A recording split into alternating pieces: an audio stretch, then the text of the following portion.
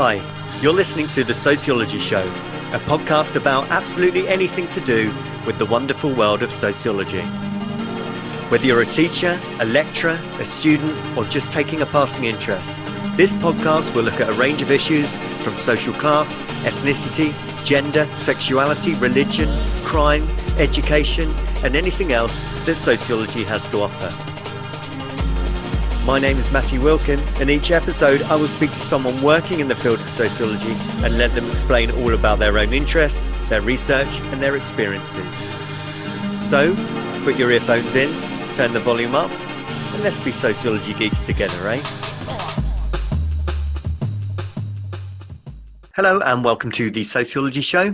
The Sociology Show podcast is sponsored by Collins, high-quality student books, teacher guides and unbeatable value revision for GCSE and A-level sociology resources. So please do go to Collins, do check out what they have on offer for the subject of sociology.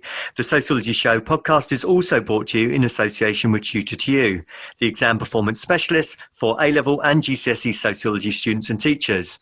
And you can check out what they have on offer at tutor2u.net/sociology, and there you can pick up revision guides, flashcards, revision videos, and everything else that you need for your A-level or GCSE sociology studies. And so my guest for this episode is Professor Kalwant Bhopal. Kalwant is the author of White Privilege, the Myth of a Post-Racial Society. And just very recently, I was lucky enough to hear Professor Bhopal do a really fantastic, engaging talk at an A-level conference. So much so that she actually got a couple of rounds of applause for some of her speeches that were delivered with absolute passion and desire. And so I was really keen to get Kalwant onto the show as quickly as possible after hearing her speech. And so without further ado, let's go over to the interview with Professor Bhopal. Hi, thank you very much for joining the podcast. How are you? Yeah, I'm good, thanks. Very well. How are you? Very good, thanks. Very good. I always ask people to start by saying a little bit about who they are and what they do, if you don't mind. Absolutely. My name is Professor Kalwant Bhopal. I am Professor of Education and Social Justice at the University of Birmingham, but I'm also Director for the Centre for Research in Race and Education, which is also at the University of Birmingham. And really my research looks at racial inequalities and social injustice, and particularly in relation to inequalities in education. Thank you, Kalwant. I think it's really useful to know a little bit about your own background in terms of where you are now, but in terms of where you're from originally, your heritage and so on, because I think that a little bit of background story is always really useful.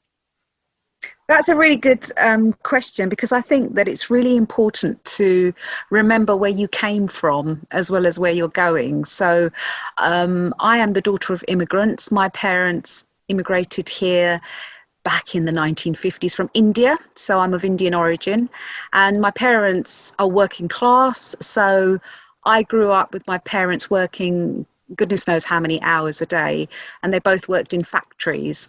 And had fees been introduced, I would never have gone to university. I would never have had the opportunity simply because my parents wouldn't have been able to afford it. So I went to my local university, and my parents didn't really have any idea about the different types of universities. So I went to a post-1992 university, and I did a degree in sociology, became extremely passionate about sociology, then was fortunate enough to have a lecturer who said to me that, you should go to the LSE to do a master's. And then I got into the LSE and did a master's, and then I got a scholarship to do a PhD.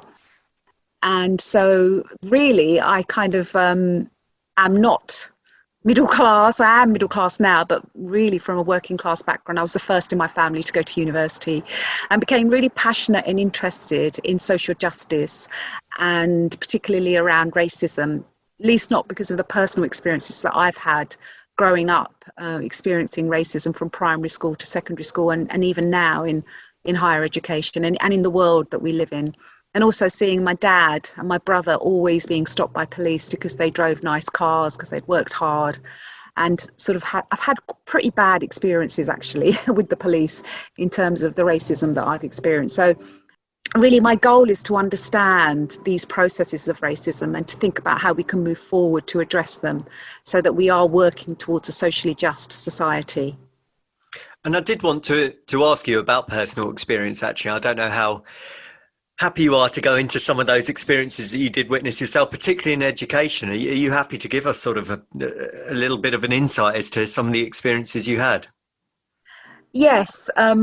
So my personal experiences of racism, that's a really, really good question, particularly in relation to education. So I remember specifically when I was at school, I was lucky enough to go to a grammar school in the sense that I didn't realise or understand that I was taking the 11 plus. I was just told to do this exam, and I was fortunate enough to have passed.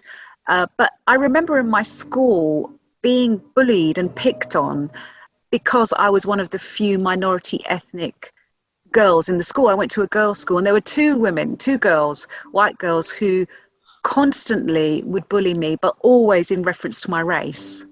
And so that was something that really affected me actually later on in life. And it was a really good maths teacher who I told, and he actually did something about it. So that, I think that scarred me and made me feel very wary of things that were going around me. And I think it deeply affected the way that I felt society was, because I considered myself British, and I considered myself, because I was born I was born here. We watched Coronation Street. We had fish and chips on a Friday night.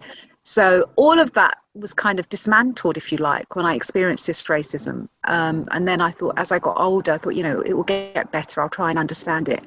So then I experienced it in my workplace. So in one university that I worked in, I was racially bullied by two females for 5 years. And again, that deeply affected me. And so I think that my passion for this area comes from my personal experiences. And quite often that's the case, right, in life, isn't it? Things that affect us deeply are also those things that actually either make or break us. So one of the reasons that I do this work is because I want to understand it and understand those narratives and discourses, but also to understand how we can move forward in terms of making things better. But I hesitate to say that I'm not sure if that's going to happen, but I'm sure this is something that we're going to discuss later in relation to the current situation we're living in. And I know from your own research, in terms of kind of your methodology, you want to listen to other people's stories, don't you? Is it kind of the unstructured interview that appeals to you in particular? Absolutely. And in all of my research, I am an ethnographer, so I like to go into the field, and I think it's really important to go into the field, whether it is unstructured interviews, whether it's participant observation, whether it is actually living with a community. So when I did my PhD, I lived with an Asian community in East London. I spoke to women about their experiences of the family, education, the labour market, and so on. And I think it's really important when we do this research that we develop a research relationship with our respondents. And it makes me feel quite uncomfortable, this research relationship, because the power dynamics I think are really interesting, because in some instances we have the power because we are the researchers. In other instances, respondents have the power. But one of the things that makes me really uncomfortable is that we do our research and then we leave the field. We leave those individuals' lives who are left with their own lives. And if there are social injustices going on, I think we have a responsibility within that research relationship to our respondents. So, for instance, in my research, I've always, let's absolutely be clear about the research relationship. I'm not a social worker, I'm not a therapist, I'm not a counsellor, but quite often respondents view that research relationship in that way, don't they? They sort of start talking about all these issues and they want you to sort of give them some guidance and direction. So I think it's really important ethically to ensure that when we leave the field or we leave our respondents, we do give them some kind of advice or helpline or something that they can contact should they need to, because in some sense that isn't our responsibility as researchers. And what else do you do to collect your information then? I know your book, which we'll come on to in a bit, you use statistics as well as your kind of your unstructured interviews. Yeah, let me be absolutely honest. I'm not a very strong quantitative person by no means. That is one of my weaknesses, I will add. But I think it's really important, specifically when we're talking about racial injustice. I think it's really, really important to have evidence and data. So when I speak to my students, when they make a statement, I always say to them, show me the evidence. Where's the data to show me that? Where is the evidence? So I think it's really important to use quantitative data, be it surveys, be it other mechanisms, other forms of data, which show us, for instance, the statistics which say, for instance, 60% of young people are more likely to experience racism in higher education, if that is the number. So that is reported racism. But we know that quite often with these statistics, we have to be really careful how we read those statistics. And a really good example of that is the white working class deficit discourse debate. So there's lots of evidence, so-called evidence, I would say, to say or to show that it's the white working class that are the most disadvantaged within education. But if you look at the statistics carefully, that is not the case. The most disadvantaged groups are, in fact, Gypsy, Roma, and travellers. So there's lies, damn lies, and statistics. So we have to be really careful how we use that quantitative data. I was really interested in that, actually, because I heard you speak last week, and you mentioned that, and I must confess that's one of the things that, as an A-level teacher in sociology, we do teach about, that the white working class have now fallen to the bottom in terms of performance, particularly at GCSE and A-level. Can we just clear up that myth then? Is it just that it's one group dragging down the average? Is that what's actually happening? What it is that the way that the statistics are presented by the DFE is the way that they measure class is by FSM, free school meals. Yeah. And what's absolutely clear is that is a problematic measure for class, because there are some middle class students also who are maybe on free school meals for a certain period of their time. So first of all, the measure itself is inaccurate. And secondly, what the DFE do with their statistics is they say that the numbers for GRT, Gypsy, Roma, and Traveller, are too small, so we can't count them. So they discount them. And that in itself is incorrect, because the reasons why the numbers are low is because Gypsy, Roma, and Traveller do not want to disclose their identity for fear of racism. And secondly, we can't just discount them. And the third reason why this is a myth and needs to be thought about is that we also have Pakistani, Bangladeshi, and Black and Indian groups who are working class, who also experience the same disadvantages as the white working class. But in addition, they also experience racism. So I think we have to be really cautious in terms of how we read those statistics. And I feel as though statistics can say whatever you want them to say in terms of creating this narrative and creating this discourse, which is in fact, I would argue, fueled by a far-right media and a far-right government. What are they telling us then? If we're being told this idea that, it's the white working class that's suffering, they're at the bottom of the education tables and so on, when we dig a little bit deeper, what is the reality? Is it still that the BME groups are underperforming or suffering the most? It is that some of the BME groups are underperforming. So we've got to remember, as I said in my talk last week, that the term BME is problematic. And we have to remember that there are differences within and between that category.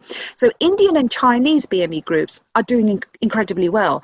Pakistani and Bangladeshi BME groups and Black groups are not doing as well. So that's the first thing we have to be aware of. And the second thing is that this year we saw the publication of the Sewell report, which was published as a result of the new Commission on Racial and Ethnic Disparities. And what's really interesting about that report is it perpetuates this working class myth, white working class myth. And the report, and I quote, found no evidence of institutional racism, when we know individuals, academics working in this area know that there's years and years and reams of evidence, as was shown by the race audit which Theresa May carried out under Theresa May when she was Prime Minister. So I think that the rhetoric here is that the government is trying to perpetuate the myth that there's no such thing as racism. Racism doesn't matter. Class is far more important.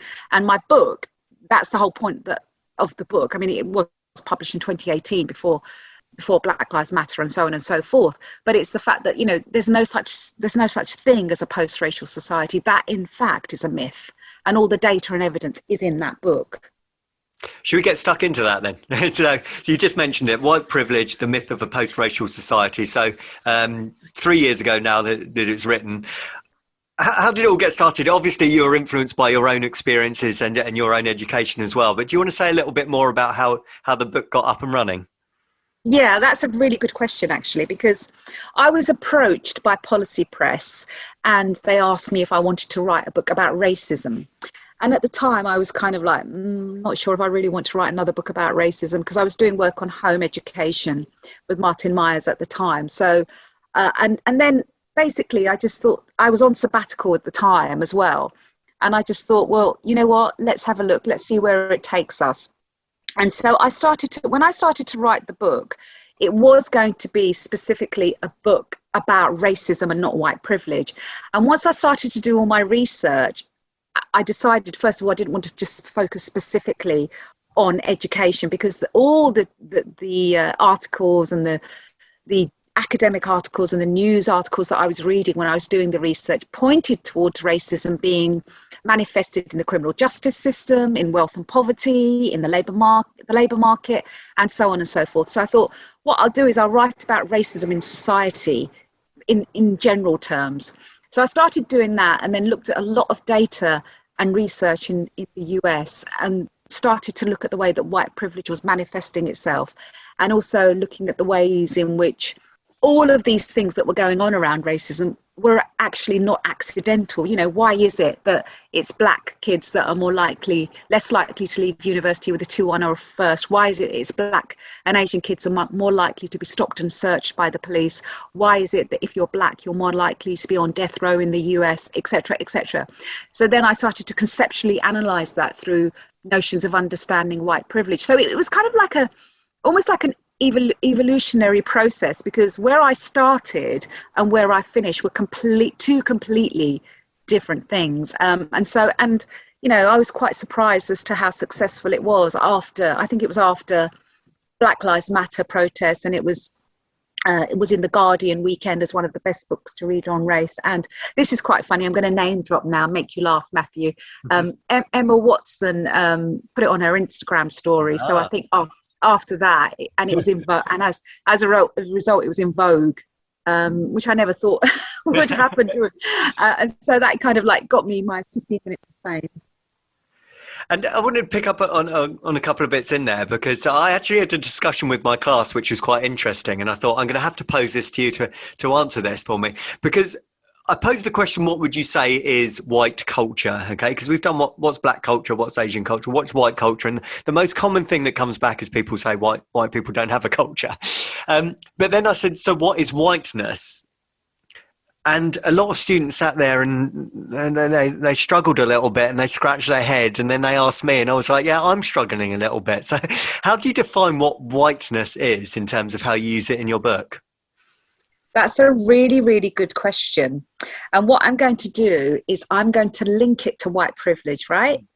So white privilege is, as Peggy McIntosh back in 1985, I think it was, in the 80s, described it as like an invisible rucksack that you put on your back that's got all these privileges that you take for granted. So, you know, it's got passports, blank checks, things that enable you access to places and access to things that other people don't have by worthy of your whiteness. So your whiteness is one could say your racial identity. It's your physical identity of how you are seen. Of course, we know that there's ambiguities in terms of what one looks like and what one's heritage is in terms of their ethnicity. So that in itself is ambiguous. But that identity of whiteness is deeply embedded in white privilege and vice versa. So to be white, it means that you have this white privilege by worthy of your white identity. So working class people, middle class white people, they benefit from that whiteness, whether they like it or not. Okay, so it's something that I will never have, because my racial identity is I'm brown. I'll never have that privilege.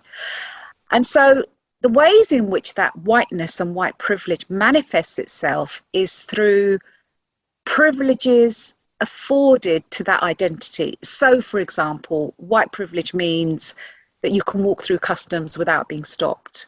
White privilege means you're less likely to be stopped and searched by the police. White privilege means you're less likely to be stopped by the police in the first place. white privilege means you can shoot two people and walk out of the courthouse a free man, and so on and so forth. So that's how that manifests itself. But it's also ambiguous in the sense that I argue there in my book that there are different shades of whiteness. So there's illegitimate and legitimate, acceptable and unacceptable forms of whiteness. So Gypsy, Roma and Traveller, people who define themselves as white, do not necessarily have those privileges afforded to white middle class identity. So excuse the pun, it's not black and white, there are shades of grey. Yeah. And I'm just wondering, you already mentioned the complexity between races as well. Do you feel there's some hierarchy between those groups as well? Do you have more privilege as being Asian, for example, than black? That's a really, really good question. It's something that I was discussing this morning, actually, with my family, because I was talking about the ways in which back in the day when I was at university, for example, I'll give you this anecdotal example. When I started my degree many, many years ago, I went to the Black Students' Society. It was called the Black Students' Society. And I went in there and the first discussion was, how do we define black? And there was this black guy standing next to me and he said, well, she's not black, so she shouldn't be allowed in here, to me. Yeah. Because I was the only Asian person in there. And I was really deeply upset by this and taken aback by it.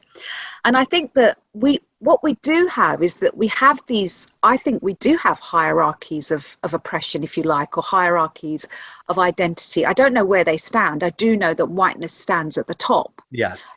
But I have had discussions with students, actually, who say that because they're black, their racism is far more severe than the racism that an Asian person encounters. And I don't think I agree with that. I mean, one could say that, well, look at the statistics. The statistics do show us that. But what's really interesting is that if we work from that premise that there are different hierarchies of racism, then I think that we failed as a society, because that's exactly what the far right want. They want us, people of colour, let's use the term people of colour, fighting amongst ourselves. And where does the hierarchy end? Where do East Asians appear on that hierarchy? Do you see what I mean? I think it's really problematic. It's what I call this hierarchy of oppression, which I think can be very, very negative and damaging, because I think that if we are serious about working towards a socially just society, then we have to accept those inequalities exist. Just as we have to accept that those inequalities exist within white communities, particularly as we've spoken about in relation to poverty, in relation to education, in relation to privilege and eliteness, and so on and so forth. So I think that is something that is interesting, but I think I would say we need to be cautious about. The Sociology Show podcast relies on the kind contributions of sponsorship and donations. If you enjoy the show, then you can help with the hosting costs by donating as little as £5 on the GoFundMe page. Simply visit uk.gofundme.com and search for the Sociology Show. If you can donate, then you will be sent a Sociology Show pen as a small thank you for your continued support of the show. And can I go back to something else you mentioned about the Sewell report coming to the conclusion? Did they say no evidence of racism or no evidence of overt racism, or what was the language in terms of their conclusion? Institutional racism. Oh, yeah. So yeah. I was just wondering with that then, is it because racism has changed in the fact that it's less overt and it's more covert and it's still there, but it's more difficult to track or find an absolute definitive example of? Is that why they've come to that conclusion?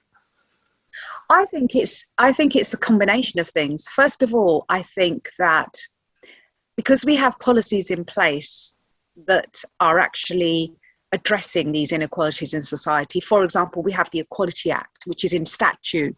Every public organisation has to comply with the Equality Act. And the Equality Act includes protected characteristics, of which race is one. So every business organisation, every school, every educational authority has to abide by the PSED, which is the Public Sector Equality Duty, and they have to show how they are advancing equality.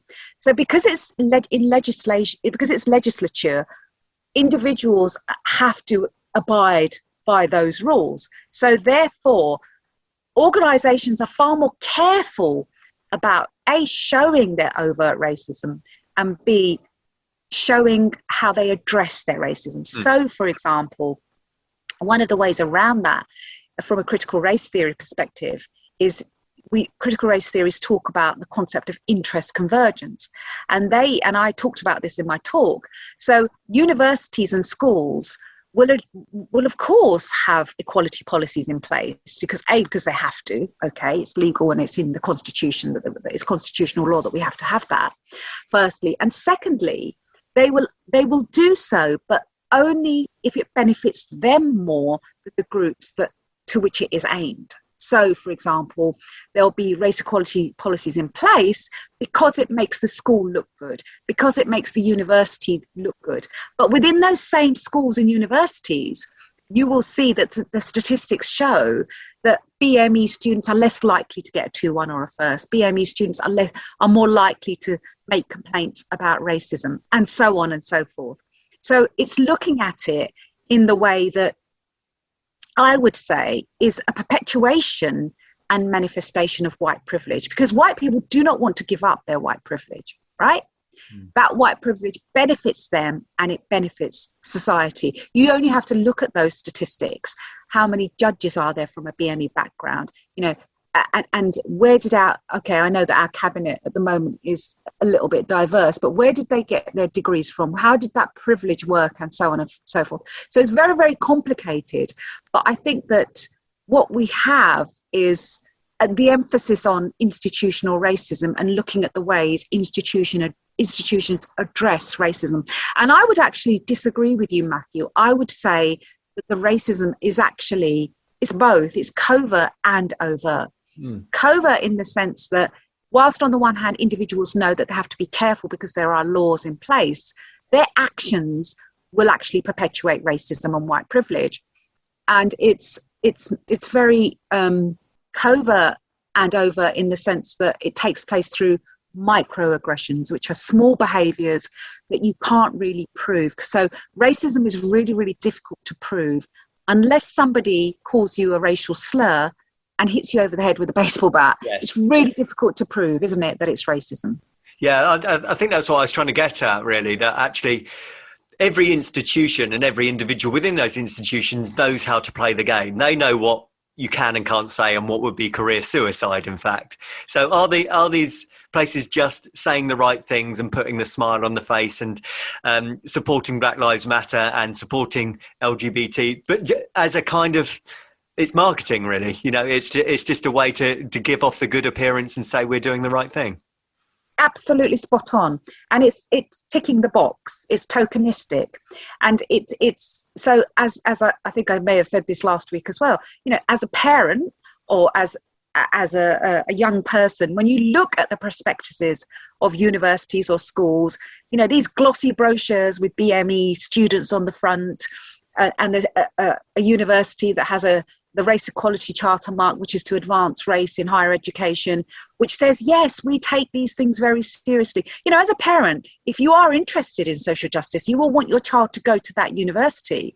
But the universities are only concerned with the £9,250 fees that the student is paying, less so with advancing racial equality. So I think that, because if they weren't doing that, if they were serious, why is it then that we only have 100 professors in UK higher education? Why is it that black students are less likely to get a 2-1 or a first? Why is it that black students and some Asian groups are more likely to be unemployed 6 months after they graduate with the same degrees as their white peers? So what's that all about? And it's even takes place through names. I'm sure you've heard about all of these studies which show that if you have a non-Western name on a CV, you are less likely to be shortlisted, and so on and so forth. Go into any organisation and look at who represents that organisation. And, it's kind of like pretty overt. It's pretty out there, in some respects, if you think about it like that. Yeah. I was trying to, if there's any sort of positive spin in the time that you've been researching. Have you seen any improvements? Have you seen any developments, or do you think it's just masked? The sort of the institutional racism is just masked better, if that makes sense. Yeah, this is a really difficult question for me because I'm going to try not to be negative. So I'm old enough to remember the Macpherson report, which was a result of the tragic murder of Stephen Lawrence, who was killed for one reason only, because he was black. At that time, the Macpherson report introduced the concept of institutional racism. And I felt then, and we all felt then, that that was a particular historical moment. Things were going to change. 21 years on since Macpherson, very little has changed. In fact, I argue that things have actually got worse for BME people in this country. So that made no difference. And then we had the Black Lives Matter eruption of global protests around the world. Again, the tragedy of the killing of a black man by a white policeman in the US, George Floyd's murder. And we thought that Black Lives Matter was a moment. And, I hesitate to say that perhaps it was just that, it was a moment, and very little again has changed. And forgive me, I haven't looked at the statistics. I'm writing another book at the moment, which I'm looking at the statistics for that now, which will hopefully come out in a couple of years. But the point is that one could argue that things have changed slowly. We have had progress because we do have more black professors than we did before. We do have the numbers are changing very, very slowly.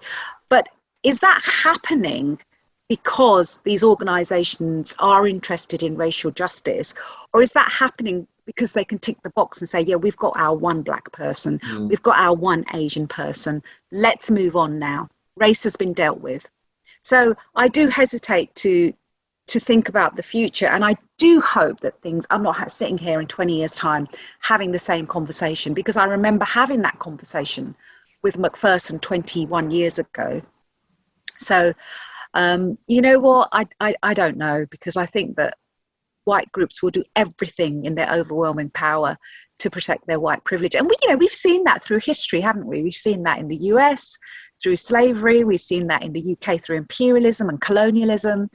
So, sorry, I can't give you a much better answer than that. No, I was just wondering, for example, I saw quite an interesting meme the other day, and it had a gravestone, and it said "R.I.P.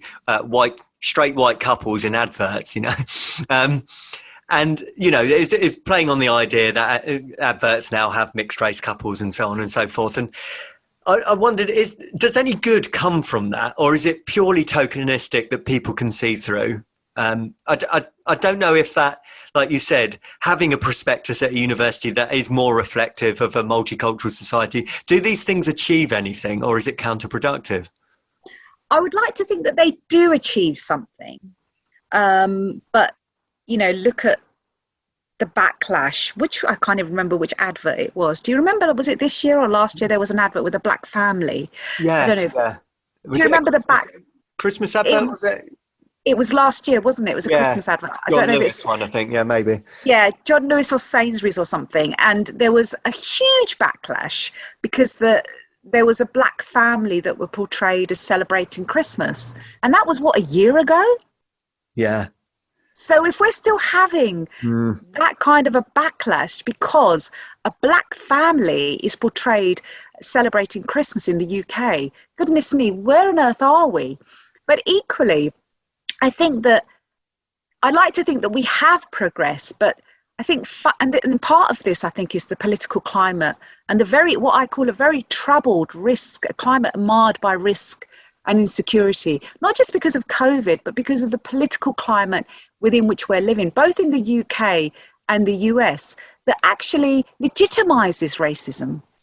Brexit was about immigration. It was about race. Let's be absolutely clear. It was about keeping foreigners out. Donald Trump wanted to make America great again, and he called Mexicans rapists. This is what I talk about in the book. It was all about white privilege. It was all about race. It was all about these imposters, these outsiders. We don't want them in our countries. And this was Brexit was 2016? Yeah. And so it was not that far away. It was not that long ago. And would you ever have thought that we would have left the EU? Would you have ever thought that that Donald Trump would be 45th president of the US? Never in a million years. I mean, I said it to my kids. I said, you never know. Next year, this time, we could be out of Europe and Trump would be president. They all laughed at me. Yeah. No way is that going to happen. So, I hesitate because I think that there is always a backlash. And I'm on Twitter and I've got a lot of followers on Twitter, and I get a lot of abuse on Twitter because of my views and because I'm often told there's no such thing as racism anymore. There's no such thing as white privilege, and so on and so forth. And that worries me deeply because it makes me feel as though we haven't really progressed. And that's why I think that for me personally, going to that conference last week and presenting my work to 17 and 18-year-olds is fantastic, because they are the future, not to burden them all, but, we need future generations to also think about these issues in a positive way. And you did get a few rounds of applause as well, Kalwant. Let's not forget that. That must be very encouraging to hear back too. Oh, that made my day. It was absolutely brilliant. Yeah, no, that's totally made my day. That was great. And just to finish off the last question, you just mentioned you were working on another book. Do you mind just telling us a little bit about that? Oh, shall I give you a sneak preview? Yeah, a little sneak preview would be lovely. Okay, so there's two books. So the first one is called Elites and the Making of Privilege. That one should be out next year, and that's with Martin Myers. And that's really, really, I think, obviously I'm biased, interesting, because what we do in there is we've interviewed students at two elite universities, which you can probably guess in the UK, the most elite, and two elite, I'm not allowed to say the names, and two elite in the US. We've done a comparison. And what we're looking at there is how we argue that privilege is made. So you don't just walk into Harvard or Oxford or Cambridge or an elite university. What happens is there is a journey of privilege. So it starts from when you're very young, the school that you went to, then you go to this fantastic university, but it doesn't stop there. It continues after you leave that university. And in that book, we're looking at race and class and how. So the reason it's called Elites and the Making of Privilege is we're looking at these trajectories around privilege. So that's the first book. And the second book is specifically that I'm writing on my own, specifically going to look at race and education in all arenas. So from schools, higher education, and also looking at policy making. And hopefully that should be out in 2023 if I'm a good girl and deliver it on time. Thank you. And if people want to learn more, you just said you're a big Twitter user. You've got a large number of followers. Do you want to give out your Twitter handle or contact details? People can get in touch with you. Absolutely. My Twitter handle is @Kalwant Bhopal, KALWANT BHOPAL.